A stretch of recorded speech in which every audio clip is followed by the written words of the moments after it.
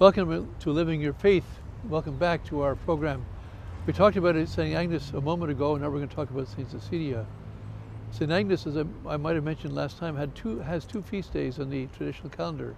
The 21st, the day of her death, the 28th of January, the 7 days later, the day remarking on or celebrating her reward in heaven. St. Cecilia also has two feast days. One is the 22nd of November, and one is the 14th of April. 14th of April, by the way, is actually a feast day also of her husband, Saint Valerian, and his brother, Tibertius. Valerian married Saint Cecilia. In fact, it's a very extraordinary story, unique in the story of the history of the saints. Saint Cecilia had promised her virginity to Christ and consecrated herself to Christ in her virginity, and she did not want to get married, but her parents nevertheless betrothed her to Valerius, who was a very important man in the city of Rome, a young man, a wealthy man, and as was Cecilia. Cecilia was a very beautiful girl, very, very beautiful, and also a very wealthy family, and very powerful, that is, very high standing in the city of Rome.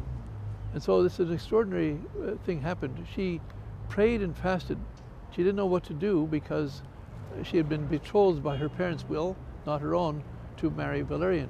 And she wore a hair shirt. In fact, from the 3 days before her wedding, she wore this hair shirt and continued to wear it to the rest of her life. And she asked God to solve this problem. How could she be marrying this pagan man, this man of Rome, and who would not understand her Christianity and who wanted to marry her to be her husband? So what happened? God sent his angel, the guardian angel, to speak to Cecilia. And he said, after her fervent prayers, he answered this way. He assured her that Valerian, although he would be her husband, would not take her for himself, that she would keep her virginity, which would have been consecrated to Christ. Knowing that this would happen, Cecilia went ahead with the wedding. So here you have the only thing, other than the Blessed Virgin Mary herself, a consecrated virgin getting married with the intention of maintaining her vow, which she did. What happened then? After the second day after their wedding, when they were finally by themselves, Cecilia told Valerian that he should not touch her, because if he did, that his angel, her guardian angel, was there and he might strike him dead. And Valerian was quite impressed by this, but some accounts say that at first he didn't believe her, but she said he wanted to see this angel, and he did want to see the angel no matter what, whatever account it is. But and she promised him he could see the angel on one condition: he became Catholic, and Valerian also he also wanted to know more about the faith, and so he was moved by a special grace, no doubt. And in response to his warning, he told Cecilia that he too would believe in God on one condition: they could see the angel. In which case, then the Blessed Saint Cecilia told him that to see the angel, he had to first of all become Catholic. He had to be first baptized. Cecilia wasn't expecting this response, of course, because the angel hadn't told her this is how it would turn out.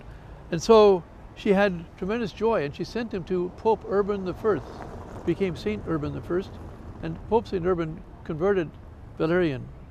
And when he came back after taking instructions in the faith from Urban, Valerian saw Cecilia with her angel, both of them together. And she was in prayer. And they were enveloped in the rays of heavenly light. Once he was able to recover himself from the vision of seeing his wife, Cecilia, and the angel in this vision, he had a great desire to convert his brother, Tibertius. And so he explained Christianity to Tibertius and Valerian, and told him everything that he'd been taught, and also Cecilia was there. Now, Cecilia, by the way, was very, not only was she beautiful, but she was also very intelligent, and she was able to explain things in such a way she persuaded Tibertius to become Catholic as well. And she explained to him that the devil invented pagan religions in order to have the souls damned to hell for all eternity. That while she spoke, the grace of God touched the heart of Tiburtius, and he also was instructed and baptized by St. Urban as well. So here you have first Cecilia, who is very well respected, very beautiful, but also highly placed in Roman society, who has consecrated her virginity to God. She gets married because her angel tells her that she can go ahead and she'll still preserve her virginity, which she does. And her husband converts, and her brother-in-law converts. And they are so taken with having discovered the true religion that they practice it fervently, and they start to give away their possessions to the poor so they can have possessions in heaven. And of course, it was not long before the news of their good works reached to the ears and their conversion reached the ears of the man named Alcimus, who was the prefect of Rome. And so he summoned Valerius and Tiburtius to himself. He wanted to know, who has taught you this folly? You see, Alcimus was a great persecutor of the Christians. The brothers answered him courageously, "It is folly, sir, to worship a statue of stone or of wood instead of the true God, and to prefer a life that lasts but a few days instead of to the great gift of eternal beatitude forever in heaven. Up to now we have partaken of this folly ourselves, but from now on we're resolved to be wiser. And you, Alcimus, should continue, if you continue to worship these false gods, you'll bewail your folly after death, where there be no remedy of your eternal ruin." The Roman prefect was outraged by this rebuke, and in his anger he had the two of them brothers almost scourged to death. Almost, because he let them live after that. But why did he do that? Because he then had them in their weakened condition brought to a pagan temple to offer sacrifice to the gods to save their lives. And he sent an officer by the name of Maximus to take the two severely scourged men, that's Valerius and Tiburtius, to the temple of Jove, where they were to offer sacrifice to the pagan deity. If they refused to offer it, Maximus was instructed to put them to death after that. What happened?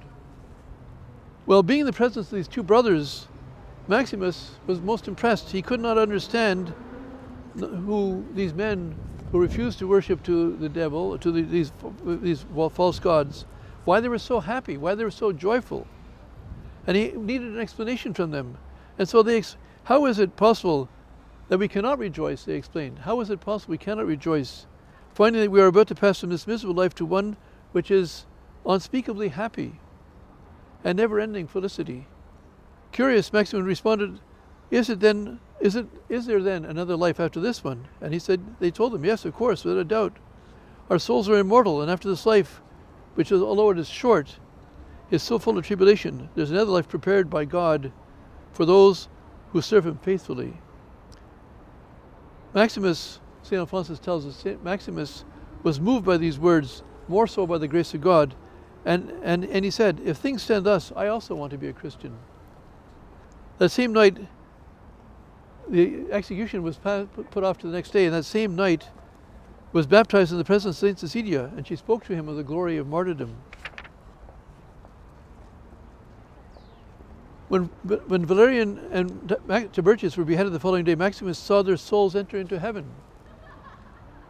Angels were all around them, and their souls were the appearance of two bright stars.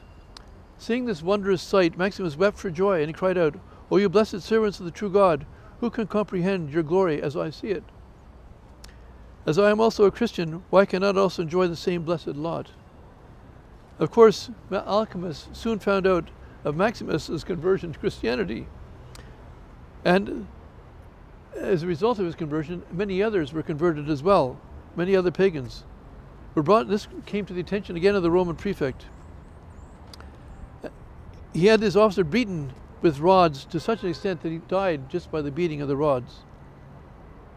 Maximus too died as he was beaten. With Valerian and Tiburtius gone, Cecilia knew that her time of martyrdom was imminent. She therefore sold all her belongings and included the property that formerly belonged to her husband and her brother. Mind you, she still had her house. and she gave away the proceeds from all her sales of these things to the poor. It wasn't long afterwards that Malcolmus discovered that Cecilia was a Christian and had her arrested.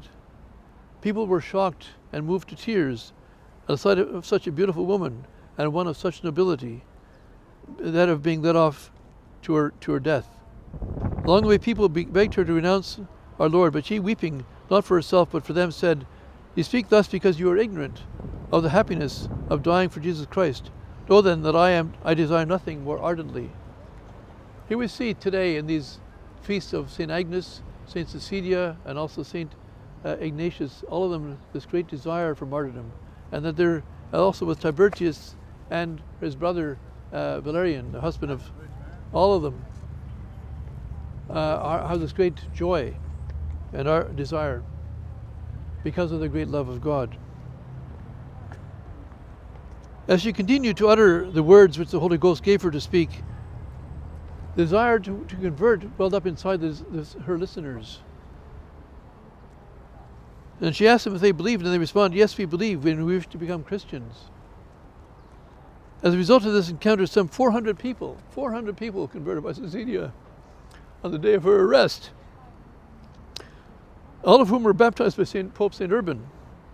St. Alphonsus tells us that most of these 400 people went on to become martyrs themselves. When she was finally brought before Alchemists, St. Cecilia was so, as I said, was so beautiful that he was so struck by her beauty, he wanted to let her go free. But once he learned that she had converted so many people to Christianity, his attitude changed.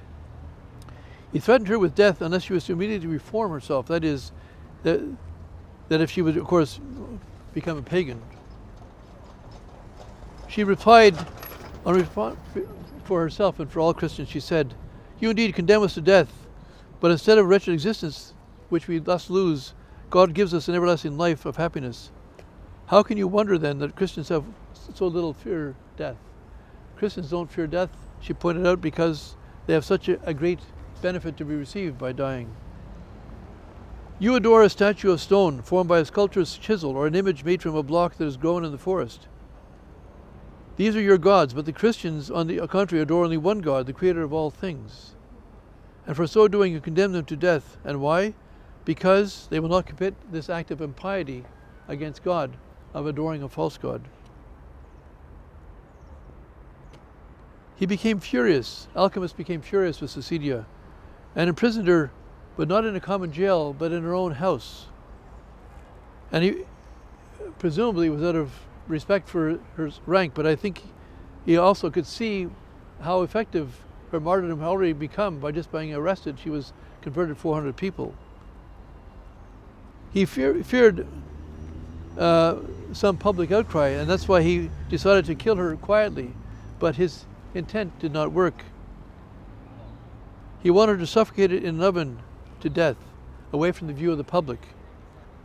But like St. Agnes, the means of dying originally planned by the persecutor did not work. Now, when it didn't work, Alchemist sent the executioner with an axe to cut off her head. Now the executioner was so struck by her, just her appearance, that he tried 3 times to kill her, to cut her, and he left her wounded severely in the neck. But the law required that you could only take 3 attempts. He could not make a 4th. So she was left to die by bleeding to death. This is what Cecilia did. She prayed to God to ask her to be able to live for 3 more days. And she took this opportunity to do 2 things. One was that she could confirm those that she had persuaded into the faith, to confirm them in the faith. To strengthen them in the faith, those converted. And as St. Alphonsus tells us, most of those 400 people she converted, most of them died martyrs sometime later. The second thing she did in this 3 days was to be able to give her house to be dedicated into a church. And as a result of that, St. Cecilia's church is built over the ruins of her house. Now, St. Cecilia's body she died after 3 days, and her body is found incorrupt. Some people tell me that St. Cecilia's body incorrupt is the first saint to be incorrupt in the tomb. Of course, Our Lady was taken to heaven, so she assumed into heaven body and soul. But as far as the saints who are buried, the first Saint Cecilia is one of the first to be incorrupt, and her body was found in her church in around 1599, and a sculptor by the name of Stefano Maderno witnessed the exhumation, the unburying of her body, the exhumation, along with several other people, and he made a statue out of her body, using her body as a model. And it's this famous statue that people see all the time. And he swore testimony that he saw her real body, and that's how he made the statue. And we have on the floor, we have a picture of the floor of his testimony. And this is what he says: "Behold the body of Most Holy Virgin Cecilia, whom I myself saw lying incorrupt in the tomb. I have in this marble expressed for you the same saint in the very same posture." Saint Cecilia is the patron saint of musicians, because not because she played a musical instrument as she's often portrayed with, but because when her husband converted, she sang such a beautiful song in her prayer that the music was so beautiful that she inspires musicians to this day. And Saint Cecilia was also the part of my story, because my father was converted to the Catholic faith by Saint Cecilia. He came to Rome in the holy year 1925, and he came to Rome with his not to see Christian Rome. All his family had become Catholic. He was still Anglican, and he didn't want to see Catholic Rome, but he wanted to see. He was interested in archaeology, so that's why he went to Saint Cecilia's church to see the archaeology underneath. And it was there he learned the story of Saint Cecilia, and touched by grace, he became a Catholic as a result of Saint Cecilia converting him in her own home over 1,000 years after her death.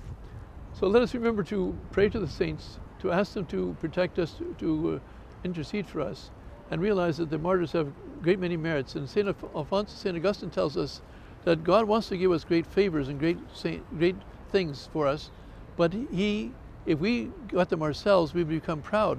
So God has found a way to give them to us even though we don't deserve them, and that is through the merits and the prayers of the saints. So let us ask the intercession of the prayers of the saints, to ask them to give us the graces we cannot obtain by our own merits. And let us above all ask the Blessed Virgin, who was the Queen of all saints and the Queen of all martyrs, that she obtain for us soon the grace of the Pope to do the consecration of Russia before it's too late for all of us. Remember to pray the Rosary every day. God bless you. And we're with you on our program next time, Living Your Faith. I'm Father Nicholas Gruner.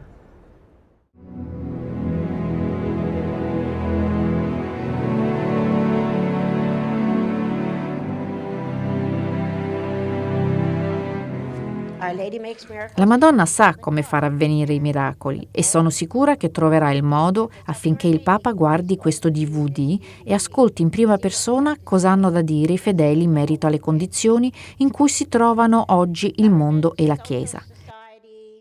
Troppi governi e troppi religiosi, è triste a dirsi, lo so, ma è così, inclusi molti sacerdoti, parroci, vescovi e persino cardinali del Vaticano, non stanno rispondendo con la dovuta serietà e la necessaria prontezza a questa malvagità che minacciano la vita e l'anima di innumerevoli persone in tutto il mondo. Santo Padre, il vostro gregge è disperato, vulnerabile e confuso dinanzi a questi pericoli che minacciano di portar via la vita e soprattutto l'anima di tanti fedeli. Siamo profondamente preoccupati per il futuro dei nostri figli e ancor più per il loro benessere spirituale. Il mondo è scoraggiato e si unisce all'unisono in un grido disperato. Quale speranza ci rimane? Santo Padre, la speranza per il mondo intero è nelle vostre mani, perché soltanto voi potete salvare l'umanità obbedendo alla santa richiesta della Madre di Dio, la Beata Vergine Maria, la quale a Fatima ha detto: solo io posso aiutarvi.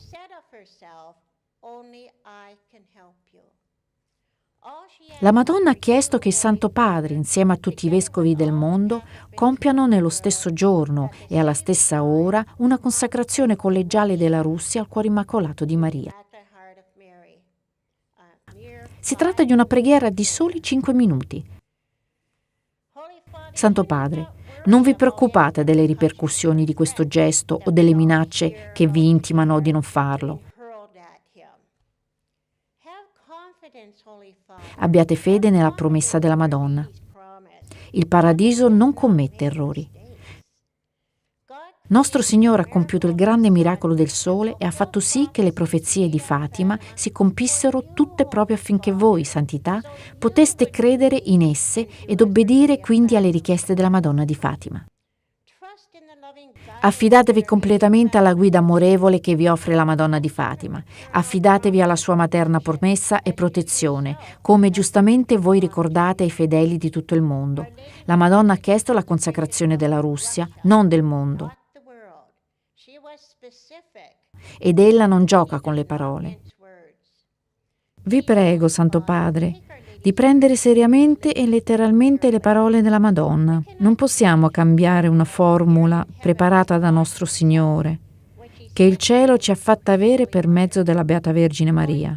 Santo Padre, quando battezzate un bambino di nome Giovanni Paolo, voi non battezzate di certo tutti i bambini del mondo, perché quel battesimo non sarebbe valido. Santo Padre, quando consacrate la chiesa della Madonna di Fatima, voi non consacrate tutte le chiese del mondo, perché quella consacrazione non sarebbe valida.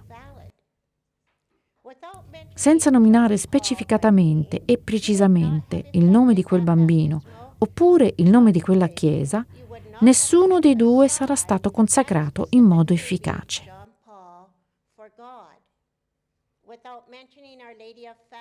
Allo stesso modo, e a maggior ragione, non è possibile consacrare la Russia al cuore immacolato di Maria se non la si menziona per nome durante tale consacrazione.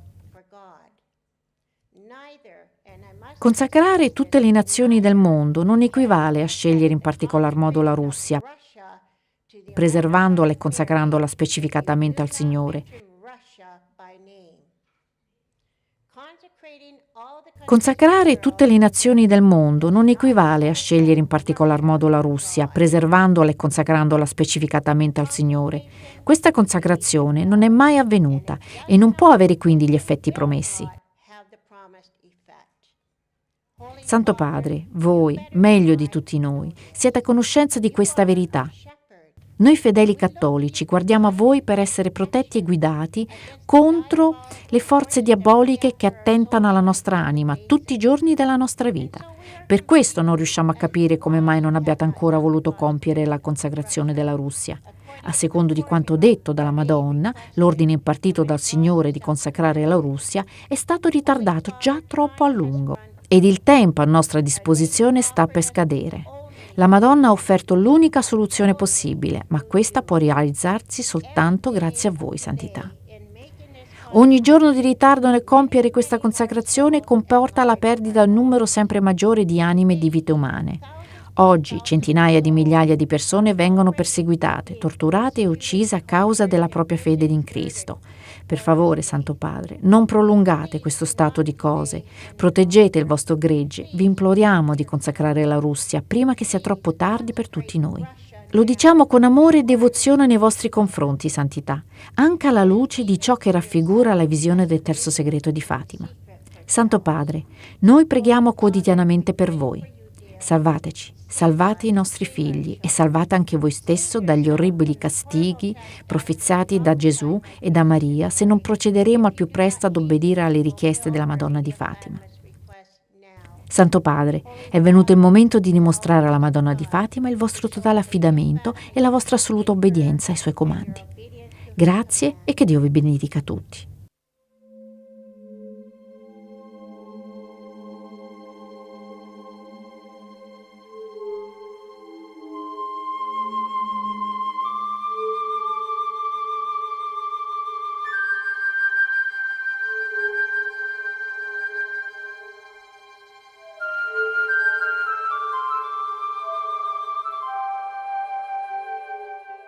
La Madonna disse a Suor Lucia: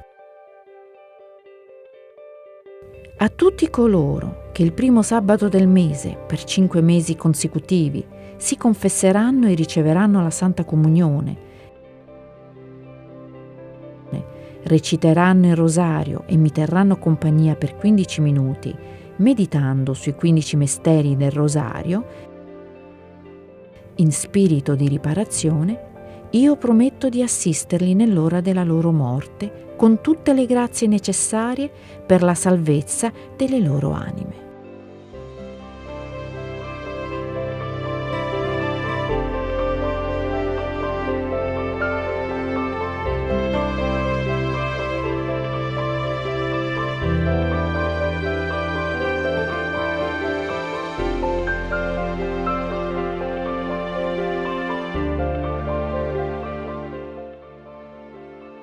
Recitate il rosario ogni giorno per ottenere la pace nel mondo.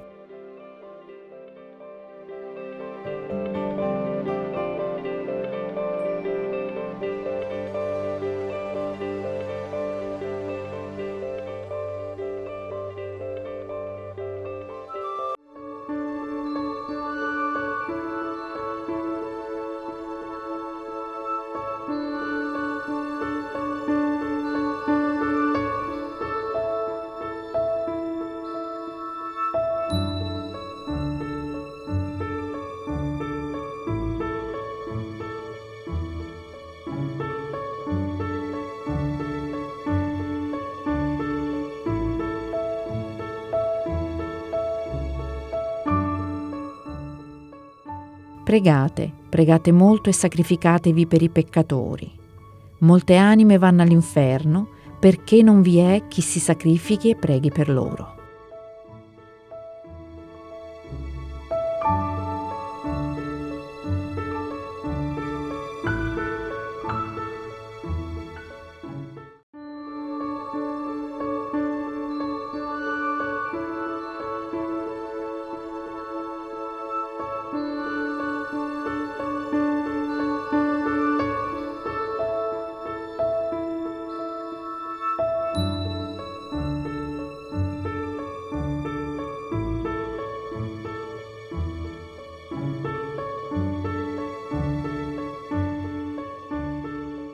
Sono giunta per avvertire i fedeli che è necessario che facciano ammenda e chiedano perdono per i loro peccati.